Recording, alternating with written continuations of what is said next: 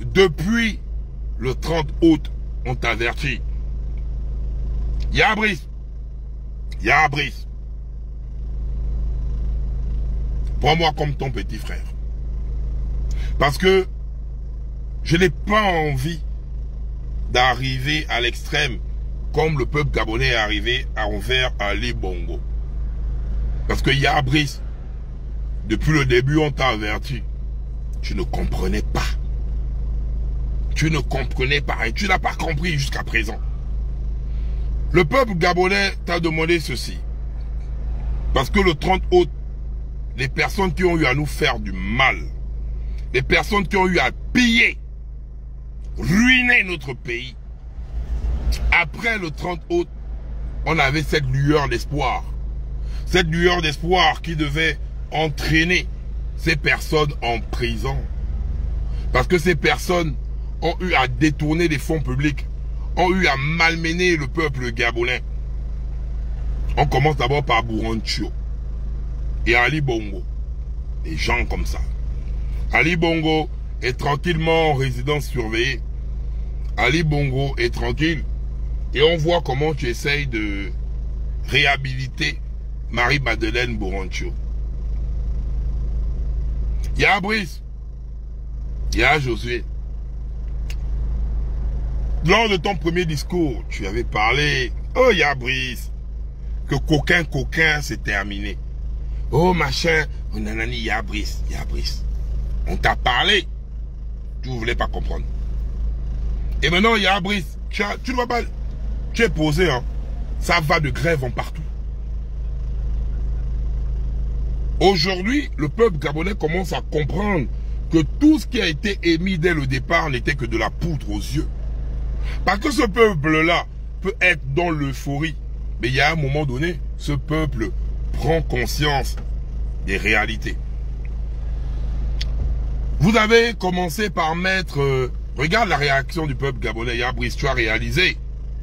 Le peuple gabonais, lors de ton discours que tu as eu à menacer les agents de la SG en disant, dans ton populisme, oh, qui viennent couper à la présidence. Brice, à l'époque, là, j'étais aimé, hein, qui viennent couper à la présidence. Ils vont voir. Tu as pris les agents du syndicat de la SCG, tu as mis le Kovo. Les Gabonais étaient en mode, ouais, vous abusez. Mais la réalité est la suivante. Oui, les agents de la SCG nous énervent. Mais le vrai problème de la SCG, c'est la direction générale. Donc, des DG jusqu'au conseil administratif. C'est eux qui détournent de l'argent. C'est eux qui volent de l'argent. Parce que la SCG jusqu'à présent a un problème de transformateur. La SCG a un matériel défaillant. Et il y a de l'argent. Si même on rentre même dans le bâtiment de la SCG, c'est juste la forme. Hein. Même à l'intérieur, le bâtiment est dégueulasse. Comme le bâtiment du ministère du pétrole. Ou même où on chie. Même les toilettes ressemblent aux toilettes indigènes qu'on va chier à 6 h du matin pour éviter d'aller chier à 10 h. Que l'odeur des caca t'étouffe. Même à l'intérieur du bâtiment là. La SCG c'est juste l'ossature du dehors que tu vois. Mais quand tu pénètres, la SCG est dégueulasse comme les administrations gabonaises. Problème même de toilettes. Quand à l'époque tu étais en mode les Gabonais étaient dans l'euphorie, tu es venu t'attaquer aux agents. Tu as mis les syndicalistes Kovo. Tu as mis le Kovo du Bemba aux syndicalistes. Les Gabonais étaient contents. Mais la réalité, le véritable problème de la SCG, c'est pas les syndicalistes. C'est pas les agents. C'est les voleurs nommés du DG au conseil d'administration. Les voleurs. Et ces voleurs sont dehors. Ces voleurs ne sont pas inquiétés, Brice. Ces voleurs vont être juste téléportés dans d'autres ministères. Quand on a mis les agents de la SCG, le Kovo, c'est la première fois de ma vie que j'ai eu à mettre le Kovo sur ma grosse tête en guise de soutien aux agents de la SCG. En disant ceci, c'est pas les agents de la SCG le problème, c'est le conseil d'administration et les DG. C'est eux qui détournent les milliards. Et on veut venir nous détourner en mettant ça sur les petits agents. Ils n'ont pas les matériaux. Ils n'ont rien. Et aujourd'hui, dans le discours du papa là, on parle toujours de l'impunité. L'impunité. Vous voulez maquiller tout en attrapant les petits agents, en licenciant les petits agents, mais les responsables sont où? Les voleurs sont où? Les détourneurs de milliards sont où? Jamais. La justice au Gabon est une justice qui ne s'attaque qu'aux faibles. On fait des grands discours de la justice pour s'attaquer qu'aux faibles, qu'aux plus démunis. On va encore enchaîner, Yabris. Tu es allé à Mwanda, Yabris. Arrivé à Mwanda, dans ton élocution. Parce que Yabris, partout où tu pars, tu passes ton temps à décorer ou à donner de la valeur aux voleurs de la nation. On voit ça, même lors des médailles, des trophées que tu as eu à donner, chevalier tel, nanani, nanana, aux voleurs. Tu décores les voleurs. Tu décores les personnes qui ont pillé le peuple gabonais. Et lors de ton discours à Mwanda, Yabris, tu as eu à dire quoi? Tu as eu à citer Batolo. Ce n'est pas la première fois que tu cites Batolo. Tu as d'abord cité Batolo pour une première fois via l'histoire de Gaëtan. Gaëtan à Mwanda. Que vous êtes venu définir Gaëtan comme un malfrat, comme un bandit. Entre-temps, Gaëtan et la communauté, la population de Léhima était en train de bouler via, vous avez découvert, il y a un gros gisement sous le sol de Léhima que vous êtes venu, que vous envisagez déguerpir les populations et construire des bicoques en guise de logement. Des bicoques en guise de logement. Gaëtan s'est levé, vous avez mis Gaëtan le Kojak et vous avez affiché Gaëtan comme un bandit. Comme un bandit. Entre-temps, Gaëtan défendait sa localité. Parce que c'est tout à fait normal. Parce que dans le cahier de charge, les logements que vous avez construits, ces logements-là, n'ont pas la même valeur que les milliards que le sol de Léhima va donner. Voilà comment Comilog, Eramet et consorts se retrouvent premiers producteurs au monde de manganèse à forte teneur. Mais à quoi ressemble la ville de Mwanda? À une poubelle, à une honte. Les populations de Mwanda meurent même, parce que même de l'eau qu'ils consomment, l'eau là est remplie de manganèse. Le cancer frappe cette population. Il n'y a même pas un centre. Il n'y a même pas un centre là-bas digne de ce nom afin de détecter les cancers que subissent les populations. L'eau n'est même pas potable. Toutes les personnes qui vivent, toutes les personnes de la localité se plaignent de Batolo. Mais qu'est-ce que tu as fait à Mwanda? Quand tu as eu encore à citer Batolo, le peuple a hué. Et en huant, tu as eu à dire ceci. Quand vous huez, ça me réconforte. J'ai été élevé dans le respect. Sachez une chose, la main qui donne, donc toi, est au-dessus de celle qui reçoit. Il y a Brice, il y a Josué. Où est passé ton côté humble? Il y a Josué. Le Gabon t'appartient. Les richesses du Gabon t'appartiennent. J'ai donné tant, j'ai fait tant. Il y a Josué, c'est pas ton argent. C'est mon argent. Et c'est l'argent de tous les Gabonais. Tu dois faire le bilan et non un don. Tu fais quelle donation sans consulter le peuple gabonais? Tu n'as aucun droit de faire même une donation sans consulter le peuple gabonais. Dans la mesure où tu n'es que le gérant et non le propriétaire du Gabon. Si tes kounabélistes t'ont mis en mode propriétaire du Gabon, tu ne l'es pas. Et tu ne le seras jamais. Parce que le Gabon n'est pas ton héritage. Le Gabon est la propriété de tous les Gabonais. Avant de dépenser des milliards, il faut d'abord une consultation générale. Il faut que ces milliards soient décaissés pour le bien-être du peuple gabonais.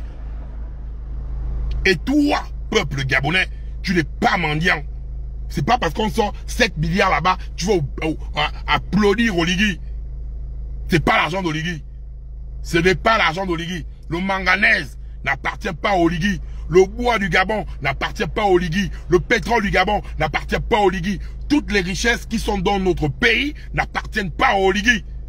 Ça nous appartient autant que nous sommes. Même toi, le Gabonais qui est dans le Gabon profond. Regardez même, il y a eu récemment les Ogiviens au niveau de Makokou.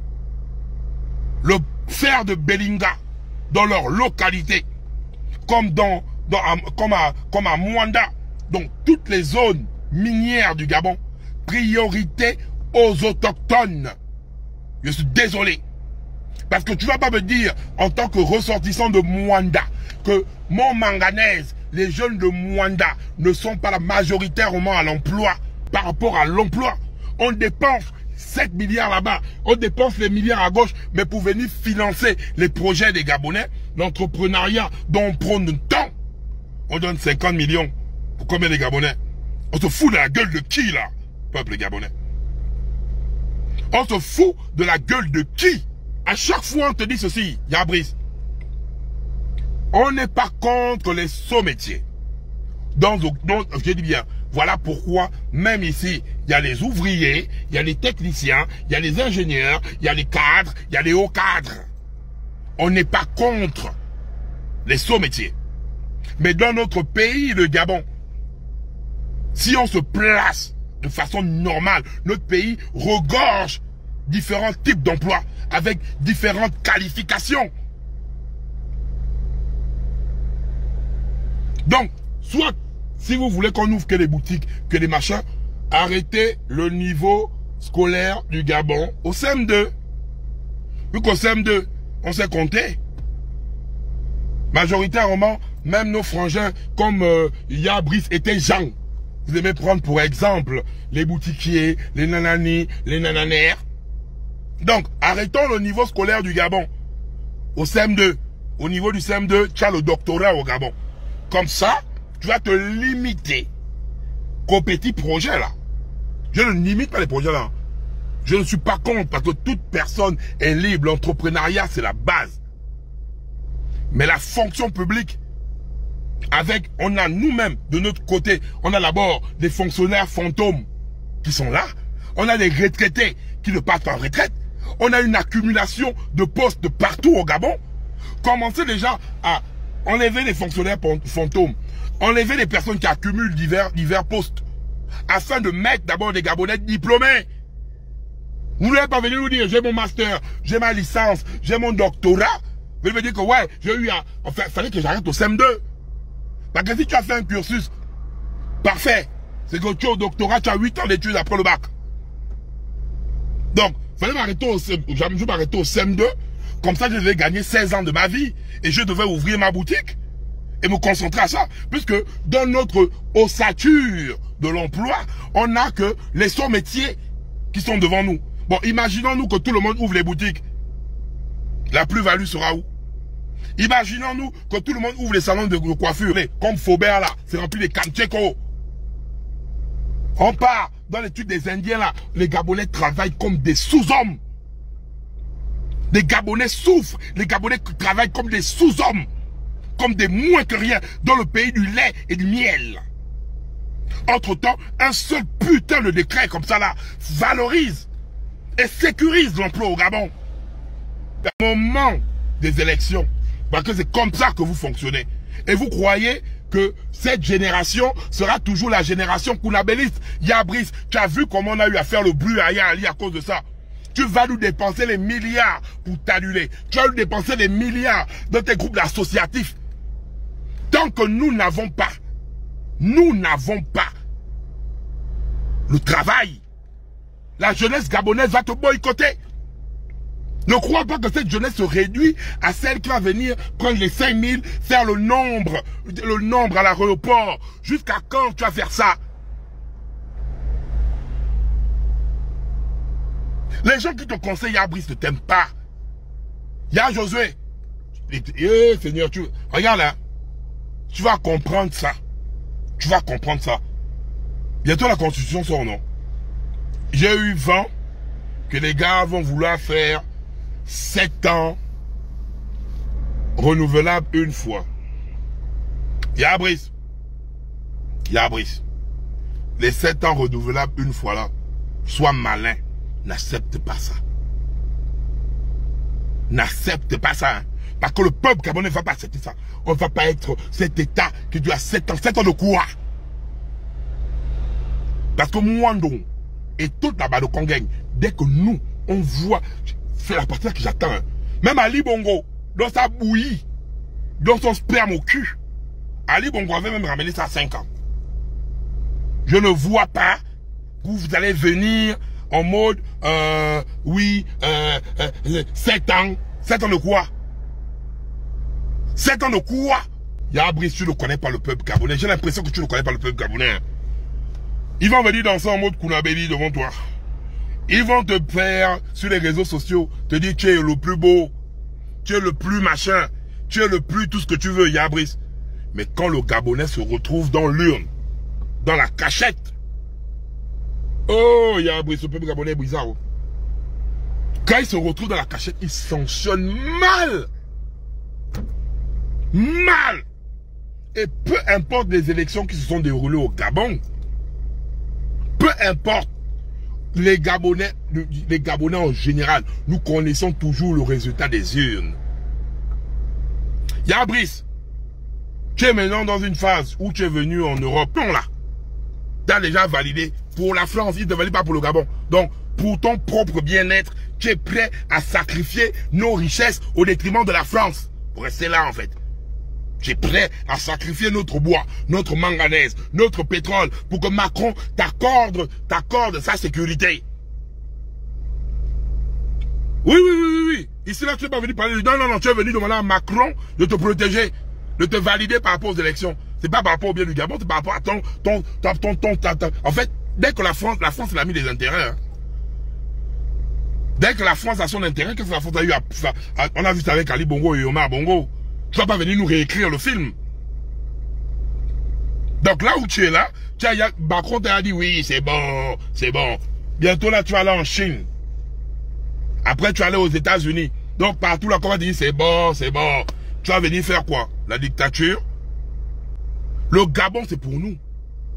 Même si Macron te dit c'est bon.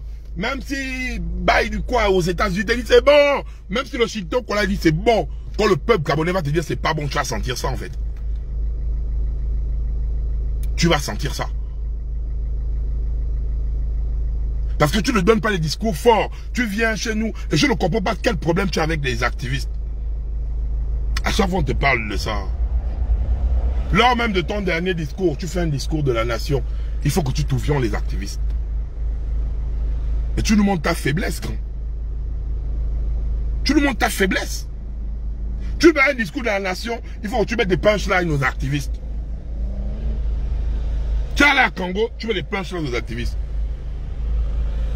Il y a Brice, tu as dit à Congo, les CRL, ici là, vous appelez les manifestations des gilets jaunes, manifestations des nanani. Au Gabon, on a juste fait le concert des casseroles, concert pacifique. Junkie et locaux ont été tués par des militaires. Manifeste. Ici là, il y a un Français qui a eu écrit à Macron, abat la macaroni. Il a giflé Macron, abat la macaroni. Bam. C'est comme ça sur internet. Oligui, on te gifle au Gabon, tu es sûr que le Gabonais là va vivre? Quand tu veux comparer, oui, en France, ici en France, la révolution française, c'est elle d'abord qui est le socle de la déclaration universelle des droits de l'homme. Même ici en France, quand les Français, non, nous Français, parce que je suis aussi Français, c'est pas grave. Quand nous Français aussi, nous sortons là, le flic lui-même, il réfléchit 4000 fois. Il peut prendre les jets d'eau, il peut prendre les machins, il te protège. Et à la faute de vous, vous êtes un gras hypocrite. Vous avez oublié que nous avons eu à développer cette impolitesse. Pourquoi? Nous sommes impolis. Je suis impoli. Je suis impoli. Je monte mon cul, je chie la diarrhée, mon cul est pâteux comme la peinture. Je prends le cul et le mettre sur le visage. Nous sommes impolis. Oui. Nous sommes impolis à cause de quoi? À cause de ce système. Je préfère 10 000 fois mon impolitesse par rapport aux militaires, aux policiers ou aux gendarmes qui ont eu à tuer les Gabonais lors des manifestations, que ce soit électorales ou post-électorales. Je préfère 10 000 fois mon impolitesse par rapport aux personnes qui ont eu à détourner des milliards. Je peux faire 10 000 fois moins d'impolitesse par rapport aux personnes qui ont eu à tuer les Gabonais. Je peux faire 10 000 fois moins d'impolitesse par rapport à Marie-Madeleine Boulancho, que tu viens restaurer en mode dire aux Gabonais qu'il faut respecter les aînés. Quels aînés? Les aînés là, je pisse sur leur gueule. Je les encule avec mon bangala. Tous les aînés que tu dis là, je pisse dans leur gueule et je les encule avec mon bangala. Tous les aînés que tu dis là, Brice, je pisse. Je pisse dans leur gueule et je les encule. Voilà. Vous êtes malades. Donc avec des bannières comme ça, c'est vous. Ouais, non, on va dire, faut respecter. Vous êtes malades. Marie-Madeleine Boulancho, je prends Marie-Madeleine Boulancho partout. Marie-Madeleine mérite quel respect. Son cul. Vous êtes malades. Tous les voleurs qui sont là-bas, Billy mérite quel respect.